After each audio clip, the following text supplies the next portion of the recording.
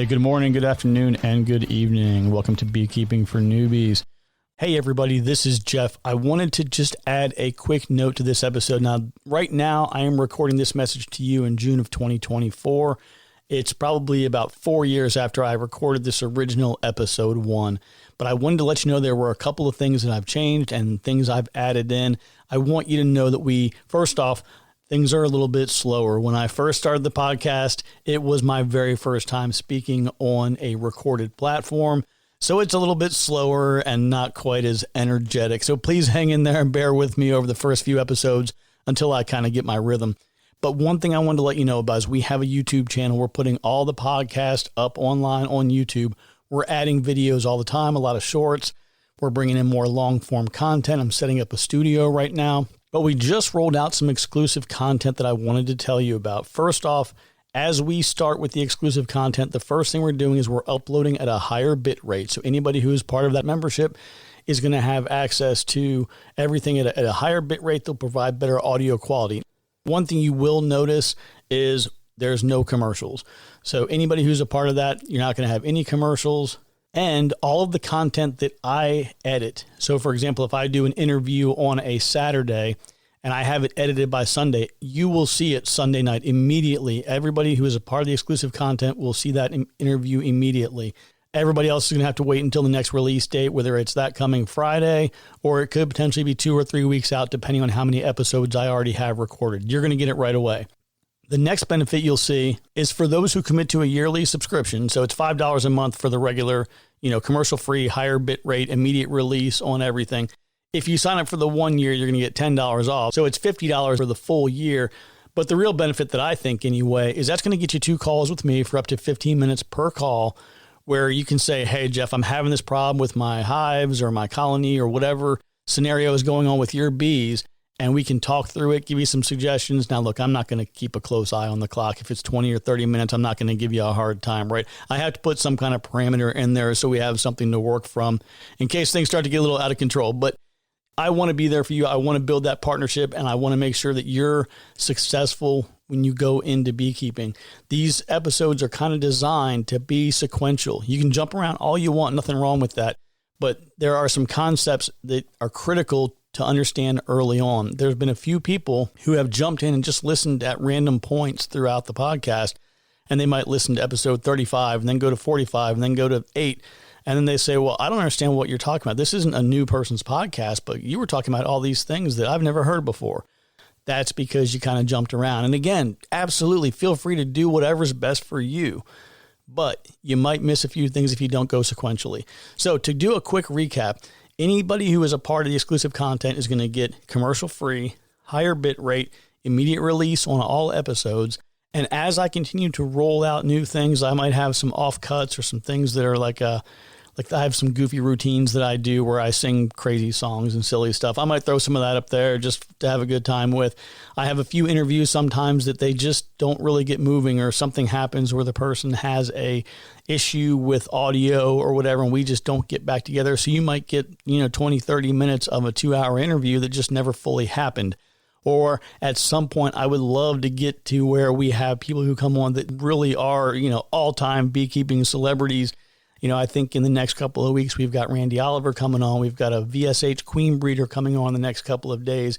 We've had Charlotte Wiggins. We've had Bees in the D out of Detroit. We've had Mohives, Kansas City, Mohives KC. I mean, we've had so many great people who've been on, Dr. Marion, by the way, but we've had so many great people who've been on the podcast, had a lot of fun.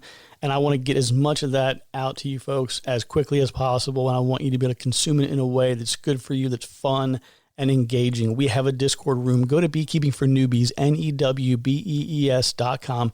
Hit the webpage. There's all kinds of links in there that you can find for how to get a hold of us. I think you're going to have a good time. But hey, always feel free to reach out. It's Jeff at Beekeeping for Newbees, NEWBEES.com. And let me know if you have any questions. All right, I'm going to turn you back over to the regular scheduled episode here, and have a great day. Take care. Well, folks, we made it. Here we are, episode 1.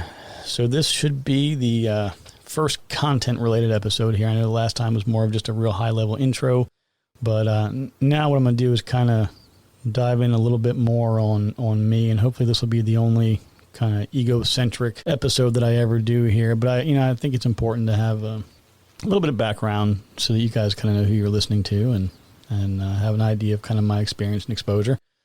But definitely have a full schedule today, and we'll just jump right in. One thing I will tell you before we go too far, I think later on I'm going to mention a couple of parts to a hive, just as part of a quick story.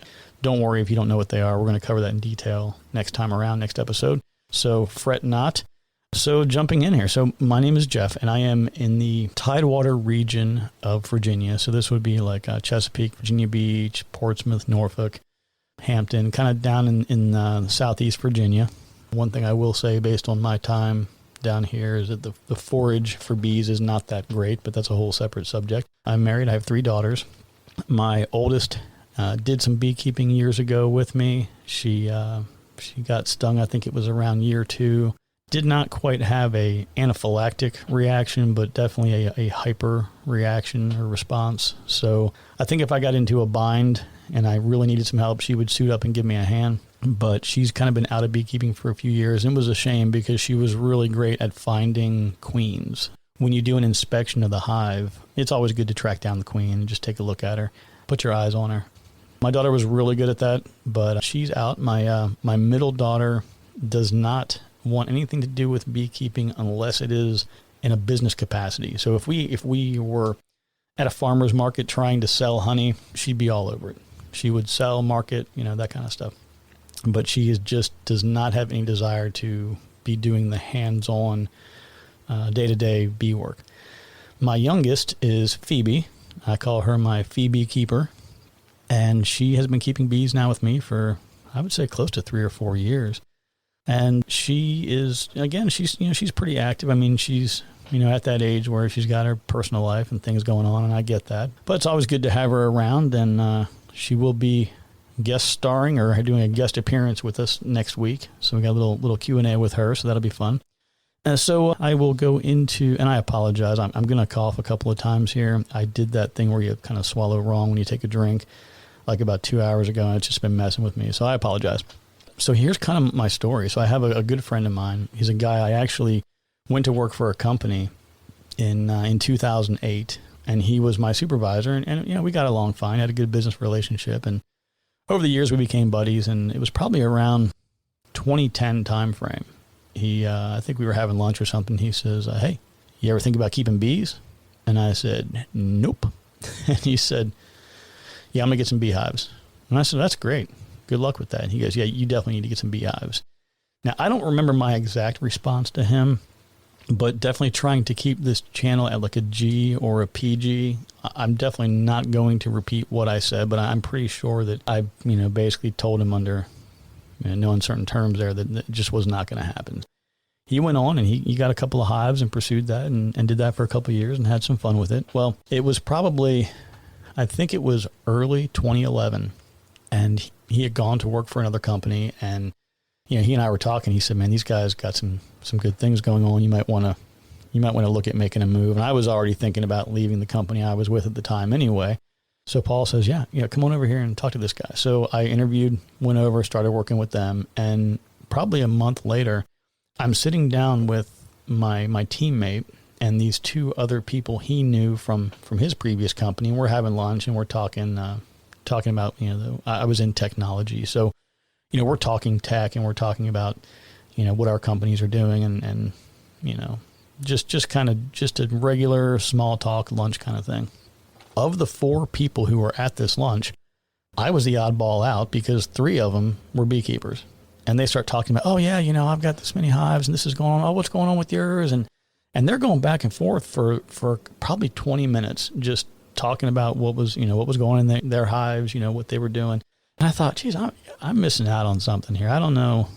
Maybe I should kind of revisit this. So I reached out to my buddy Paul and I said, Paul, hey, I know you were keeping those bees and, these guys that we're working with over here now, everybody seems to have these hives and maybe this is something I should look at. So he hands me the book, Beekeeping for Dummies. He says, look, use this to kind of get yourself started. So I went home and I started reading cover to cover. I went through the whole book. I started reading and, I decided that I was going to order some packaged bees which I'm going to cover that in greater detail in the next episode. So don't worry, you're not going to miss anything here. But I went ahead, I placed my order for my bees. I started ordering pieces and parts for the hive, protective gear, all this stuff showed up at my house. Now, the one thing I will tell you that Paul suggested to me, he says, hey, you probably want to join a bee club. Now, I'm one of those people, right, wrong, or indifferent. I really like to be independent. I don't like to have to depend on other people for things, because I think part of it for me is, you go and you do something for somebody, or you ask a favor for somebody, and it ends up being like almost like you owe them something, or like I prefer to be independent. I'd rather handle it on my own. Plus, I know that when I learn something myself and I go through the process and I do the research and the reading, I don't know, I feel like I value it more. I feel like I have a more in-depth understanding. I don't know. Like I said, right, wrong, or indifferent, that's kind of the way that I am. So I did not join a club. The downside to that in my early years of beekeeping is that I wasted a lot of money. There are things that, I was fortunate that I had a job in technology, and I was making good money, but I was kind of throwing some money away. And again, I will cover some of the mistakes I made and the issues that I had with the hives over the years. We'll definitely talk about that. So that's one thing I will tell you right now is, if you are really serious and you want to get involved, even if you don't have hives, you don't even have to have hives today. Joining a bee club is a great thing. So I'm a member of the local club down here. It's dirt cheap. I think it's like $20 or $30 a year. With my membership in the bee club, I get a membership to the state Virginia Beekeepers Association, and there's publications that come with the membership, and it's a really good idea. It'll save you some money too, which I had to learn the hard way. When I started in my first season, it was recommended to me to start with 2 hives, which I wholeheartedly agree with that approach. So I bought 2 packages of bees. They were shipped to my house. I got them installed, up and running. And one of the real big advantages to having 2 is that, or more, is that you now have a basis of comparison. So when you look at one hive and you see 20 or 30 bees coming in and out of the entrance per minute, and then you look at the hive to the right of it and you have 300 bees coming in and out per minute, like that's a significant difference, right? You can tell one hive has a lot more activity than the other. And we will, like I said, we will talk about these things in far greater detail as to what contributes to a successful hive, what differentiates, success and failure, or diminished success, or however you want to define a hive that's not achieving to a standard. So in the next couple of years, it wasn't really that different. I think I started with those first 2 hives. Midsummer, the first one died. They died out. I overwintered the other hive. And then the next season, I think I bought 2 more, and I had 3. And then I think it's been a while, but I think the first one, I had the same thing. The original hive did not make it. I think that year number 2 was when I discovered the wax moth. So that hive died out. And then of the 2 new hives, one of them did not make it to the fall. And then the other one was looking good going into the winter and then died in the winter. So I started out year 3 with no bees. So here I am, 5 packages of bees, right? So package bees have their place, and I'll talk about that some more. But that was kind of what I was in this cycle. And package bees for me have had about a 20% success rate back then. Now that I know a lot of different tips and tricks and some of the things you need to do to help overwinter and all of that, it's definitely more like that 80% now. But again, it was a tough learning curve. So now I want to talk about experience, and I think this is pretty important and relevant to to whatever you're doing, right? So if you're in a hobby or you're in a profession, a career, or whatever, it's been said many times before. I think I heard somebody say, to truly be an expert in something, you have to have 10,000 hours of experience or something like that, or 20,000, whatever the number is. It's very different to say, I've been beekeeping for 9 years. Well, if I've been beekeeping for 9 years, and let's say that the first 4 years of those, I kept an average of 5 hives. So I'm managing 5 hives a year for 4 years. Okay, so you managed, let's say, 20 hives over those years, whether it's the same ones over and over again or different ones, it doesn't matter. You were not responsible for more than a total of 20 colonies.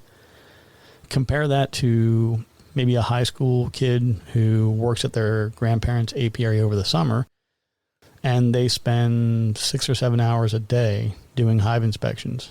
I would rather take a high school junior or senior or someone who just graduated who's done that, worked at the grandparents' apiary for the summer for a couple of years. I would much rather have them with 1 or 2 years of experience than someone who came to me and said, yeah, I kept 4 hives, for 20 years. So it's not so much the years as much as it is the content and what you did. For me, I have a tremendous amount of, kind of book smarts. When I first started, I read and read and read and watched videos. And I was doing everything I could to be sort of a bee scholar, but I was not much of a practitioner. I hadn't had a lot of experience to the actual act of keeping bees. Now I'm at a point where I maintain about 50 hives. So to help understand kind of how different that is, when I first would do a hive inspection, I would take about, a half hour, maybe even an hour to fully inspect a hive. I didn't necessarily know what I was doing or how I was supposed to do it, and everything was slow and methodical. Now I open up a hive. I usually know within about 30 seconds what the status of that hive is. Occasionally I'll pull out a few frames, and I take that back. I will always pull out a couple of frames, but even if I do, I may be if it's like a double stacked nuke with 8 frames, I'll pull the top hive body off, look underneath, take a quick check of it, maybe pull a couple of the frames out of where the brood chamber would be, put them back, and I'm gone in less than 5 minutes, usually 3 or 4 minutes, and I move on to the next one. So as an example, recently I was listening to, it was done via Zoom meeting because of the virus, but the Virginia State Beekeepers Association has a monthly speaker session, and they had Dr. Maggie Couvion from the Virginia Tech Department of Entomology. Her students over there are engaged in a variety of research activities on a day-to-day basis on honeybees. So they're learning bee behavior and waggle dances and pollination and what types of flowers they prefer at what times of year. Those young people have a tremendous amount of experience because they're doing it every day, right? So that's the whole thing I'm getting at with when somebody tells you I have X amount of years of experience. I would really say to focus on what they've done with those years of experience. I wanted to kind of get on to the next topic. So like I mentioned, we have around 50 hives right now. Our goal is to push that to around probably 2 to 250 next year. And then we'll be pushing to double that to hit about 500 by the summer of 22. That's kind of the goal right now. Like I mentioned earlier, that the forage here in this area is not particularly great. There's a lot of water around, a lot of concrete. It's pretty suburban, where we are. So it's tricky, right? It's tough because there is a big dearth that takes place from like early to mid-June to about, mid-August. And when I say a dearth, I'm talking like a period where there's just no good forage. And the bees, they're starting to prepare for winter in the spring, right? In the spring, when they come out of the winter hibernation, if you will, that, they're packing away honey or nectar that becomes honey in March, April, May. And that's what they're going to be eating the following December, January, February. And when you get into these long periods of dearth like we have here, it's pretty challenging for them because they end up having to dig into some of these resources a bit early. Now, typically for me, I will supplemental feed. I put feeders out in the yard, and that gives them a source of some sugar that they can bring in, and they can store that. But it's really challenging where I live. So we have purchased some rural property, and we are in the process. We've had that land cleared. We're in the process of trying to get down there and get it dried out because the rain just has not seemed to stop this year. The spring was wet. We had some kind of tropical storm like back in, I think it was like April, May. I think it was early May. We had some kind of tropical storm come through, so 5 days of rain. August has been ridiculous. Normally it's really dry right now, and we've had, I think, almost every day last week it rained. It's a mess. So over the coming weeks here, we're going to be getting a bear fence set up. I had actually taken a couple of hives down to this property a few weeks back just to get them out of the yard. I have too many of them at home, and they have been visited by a bear. So 3 of the 4 are lost, and I knew that there were bears in the area. I just didn't know that they would get there that quickly, and I figured these hives were relatively small and fairly new. They were kind of like a late season split, so I just didn't think they had enough nectar/honey to entice the bear, and apparently I was wrong about that. So I'll be down there in the next couple weeks building a bear fence, getting that all set up, getting the property fully prepped and ready to go. and that ought to keep us pretty busy. So again, this was the last, intro / who I am kind of podcast. Everything from here on out should be pretty much 100% dedicated to content. So next week, episode 2, we're going to talk about the history of honeybees. So how people first got into beekeeping and when that took place. There are lots of different species of bees around the world. In the U.S. here, we primarily there are probably 2 or 3 more popular species, and then there's a couple other ones that are maybe gaining some popularity or that others are keeping, particularly in different climates. You may not see some of those types in Florida or Georgia that you might see up around Minnesota, North Dakota, up in Maine, Vermont, things like that. So we'll talk about the different species that are common here to the U.S.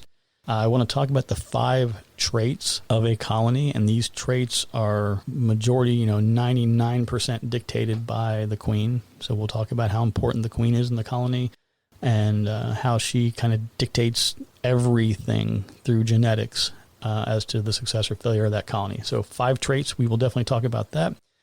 Another thing that's important, you heard me mention package bees a few times earlier. I will talk about the pros and cons of package bees versus nukes. When I say a nuke, it's a nucleus colony.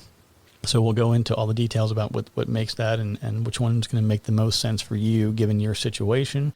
And then the following episode 3, we're going to talk about beekeeper protective equipment, everything that you'll need to get the first hive or 2 up and running. When I read the Beekeeping for Dummies book that I mentioned, there's a lot of things in there that are great to put in a textbook telling somebody that they need, but I will tell you the things that you really do and really don't need. I'll go through all of that and I'll tell you kind of my 2 cents and what I've had success with and maybe some failures in there as well. But yeah, stands, bottom boards, hive bodies, we'll talk about shallows, mediums, deeps. We'll talk about frames, 8 frame, 10 frame, the Langstroth, the actual type of hive. So we'll dig into all of that. As a reminder, we do have Phoebe, the Phoebe keeper, next week. So we'll see what she has to say and see if she can share any exciting guidance or stories around her years in beekeeping.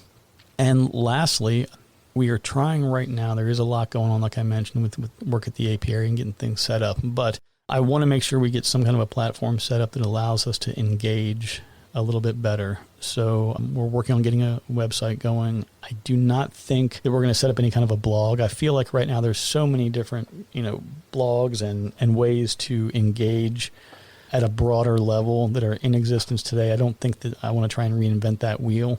But I do want to at least have some kind of a contact us form, some level of being able to engage with people who are listening, because I'm not really doing this for me. I'm doing this to hopefully enable a lot of people as they go down this, new beekeeping journey. And I want you to be able to reach out to me and say, hey, I really have a problem in this one area. I promise you that if there is an area or a subject that you're struggling with, there are 10,000 other people that are having the exact same problem.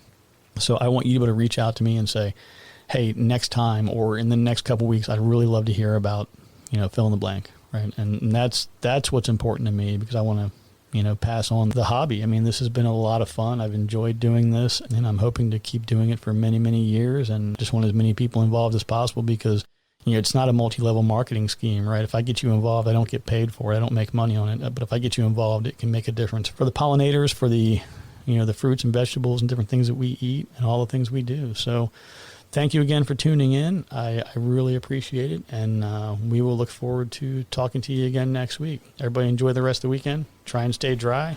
And we'll talk to you soon. Take care.